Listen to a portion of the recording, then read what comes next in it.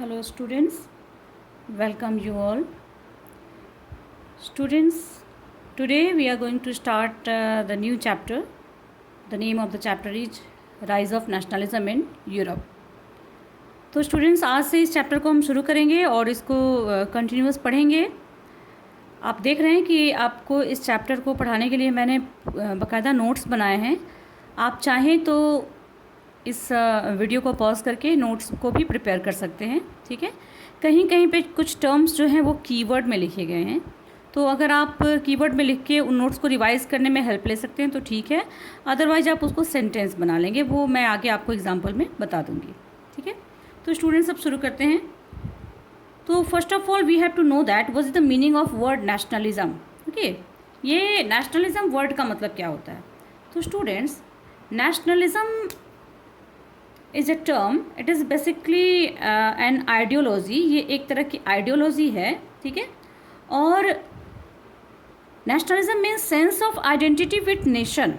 जब हम अपने नेशन से जोड़ के खुद को पहचानते हैं, अपनी पहचान को बनाते हैं अपने नेशन से जोड़ के, तो इसको हम कहते हैं नेशनलिज्म।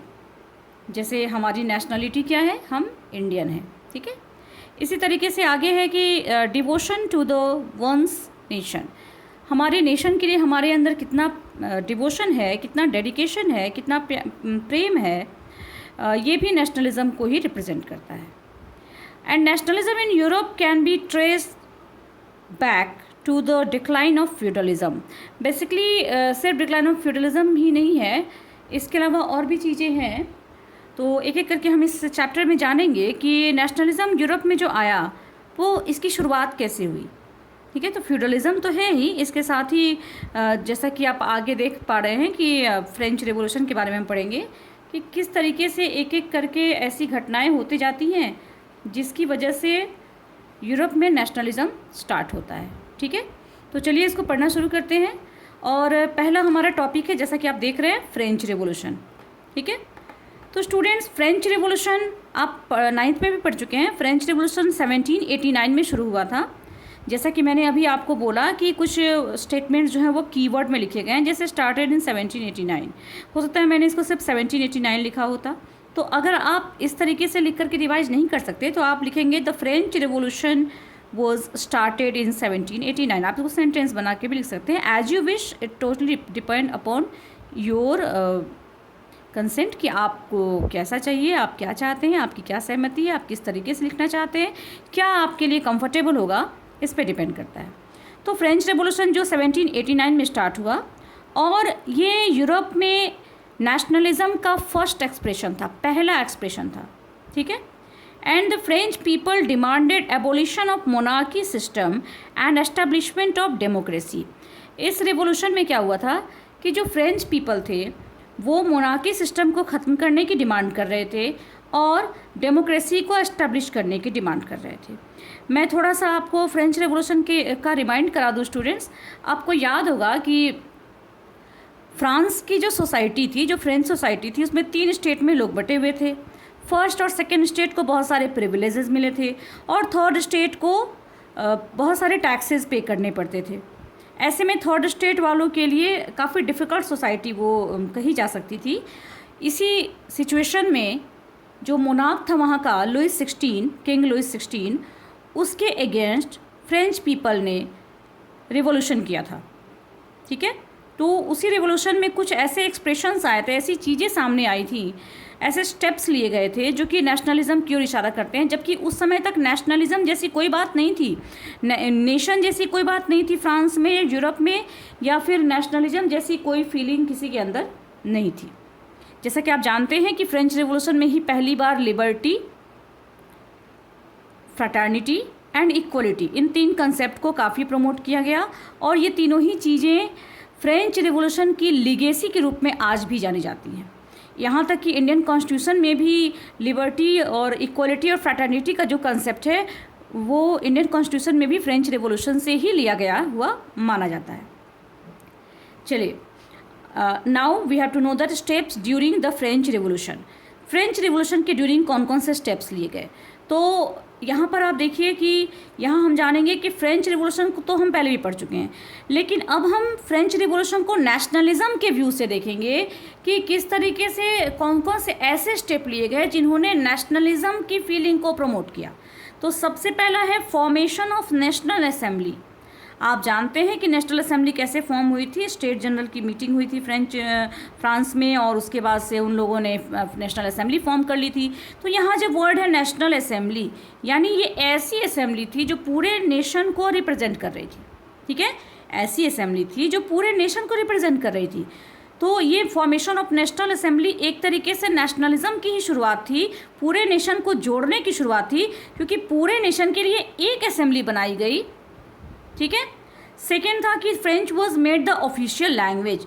फ्रेंच को इस समय तक ऑफिशियल लैंग्वेज बना दिया गया। जो रीजनल लैंग्वेजेस थी उनको डिस्करेज किया गया, और फाइनली फ्रांस में फ्रेंच को, जो कि पेरिस में बोली जाती थी, बेसिकली पेरिस के अलावा बाकी जगहों पे भी बोली जाती थी, लेकिन रीजनल लैंग्वेजेस भी होती हैं।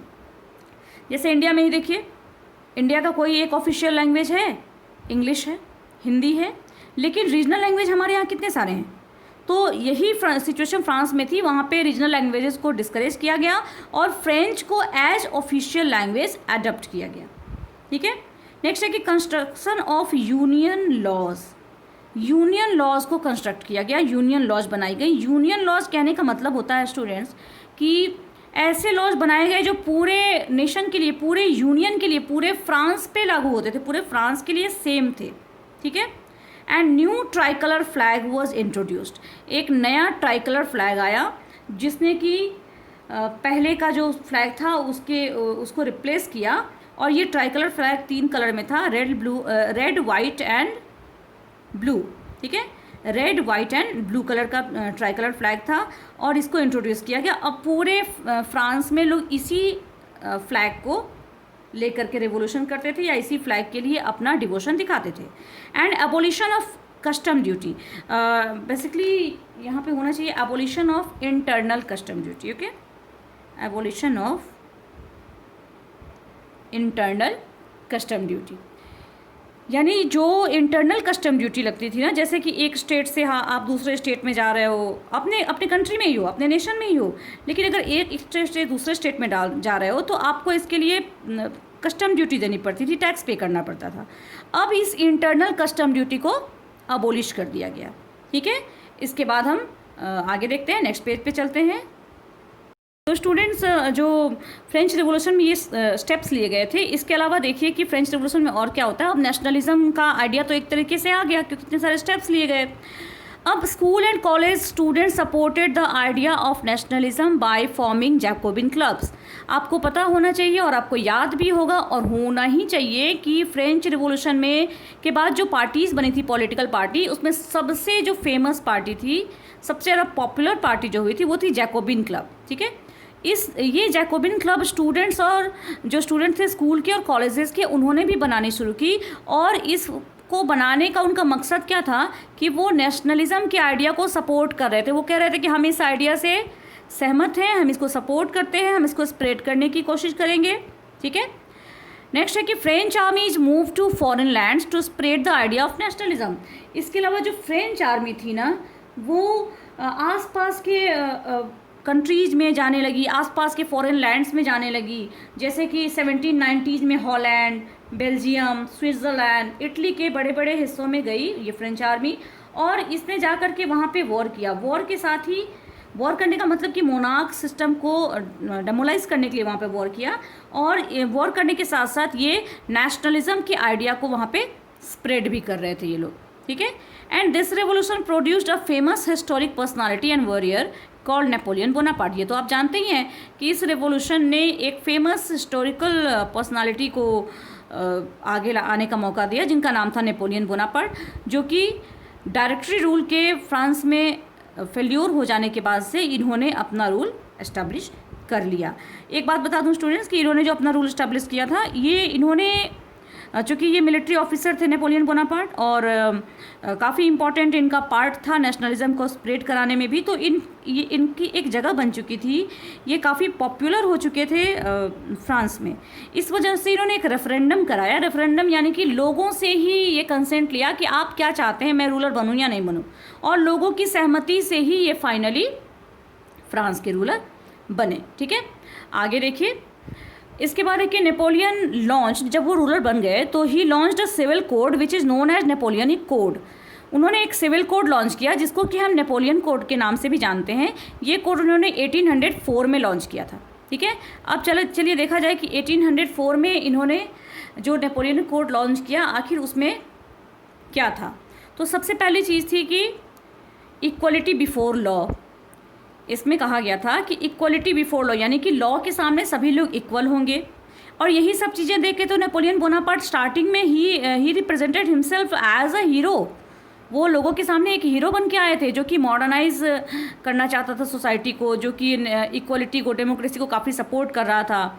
And then after right to property was supported, right to property was protected down, कि आप अपने आप अर्न कर सकते हो, उसके अकॉर्डिंग आप अपनी प्रॉपर्टी गेन कर सकते हैं। ठीक है, and abolition of feudal system. Feudal system अभी कुछ देर पहले भी ये वर्ड आया था, तो फ्यूडल सिस्टम को एबोलिश किया गया। फ्यूडल क्या होते थे?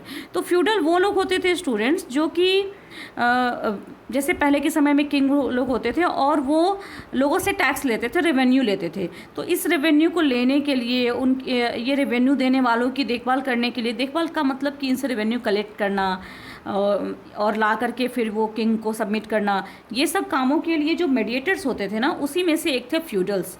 तो ये फ्यूडल सिस्टम को एबोलिश कर दिया नेपोलियन ने, यानी जो मीडिएटर्स है उनका काम खत्म, वो बीच में नहीं रहेंगे, क्योंकि ये जो फ्यूडल्स होते थे ये किसानों को, ये फार्मर्स को, पीजेंट्स को काफ़ी परेशान भी करते थे।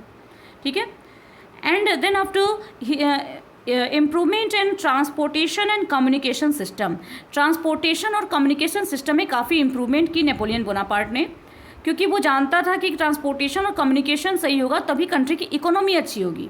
अब मैं आपको एक सीक्रेट बताती हूँ नेपोलियन बोनापार्ट का, वो क्यों चाहता था कि इकोनॉमी अच्छी हो। He was a military officer, वो एक मिलिट्री ऑफिसर था, and by his nature of a military officer, उसके मन में बस यही इच्छा थी कि मुझे ज़्यादा से ज़्यादा अपनी टेरिटोरी को बढ़ाना है, स्प्रेड करना है ना। और टेरिटोरी को बढ़ाने के लिए उसको ज़रूरी थी एक अच्छी आर्मी की। आर्मी अच्छी आपके पास तभी होगी जब आपके पास अच्छा खासा फंड होगा, अच्छे खासे पैसे होंगे। पैसे तब होंगे जब आपकी कंट्री की इकोनॉमी अच्छी होगी, और इकोनॉमी अच्छी करने के लिए ये चीज़ें ज़रूरी थी। ठीक है, इसके बाद है adoption of common national currency. उसने इस समय ना 30 करेंसी चलती थी, तो उस 30 करेंसीज में से 28 करेंसीज को अबॉलिश कर दिया गया, और केवल 2 करेंसीज थी, 2 करेंसीज वहाँ पे रहीं, और कॉमन नेशनल करेंसी को एडॉप्ट करना नेपोलियन बोनापार्ट ने शुरू किया। ठीक है, इसके बाद हम देखते हैं कि he launch the uniform system of weight and measure. उसने वेट और मेज़र का भी यूनिफॉर्म सिस्टम स्टार्ट किया, and he also introduce the uniform laws, और पूरे कंट्री के लिए एक जैसा लॉज भी इंट्रोड्यूस किया। ठीक है, तो ये था पूरा का पूरा फ्रेंच रेवोल्यूशन का क्या पार्ट था नेशनलिज्म इन यूरोप में। और इसके बाद से नेक्स्ट वीडियो भी जल्दी ही आ रहा है, आपको ये 2-in-1 मिल रहा है, notes and with the explanation also, तो आप इसका ज़रूर फ़ायदा उठाएं। ओके, मिलते हैं नेक्स्ट वीडियो में नेशनलिज्म इन यूरोप की मेकिंग के साथ। तो तब तक के लिए बाय स्टूडेंट्स।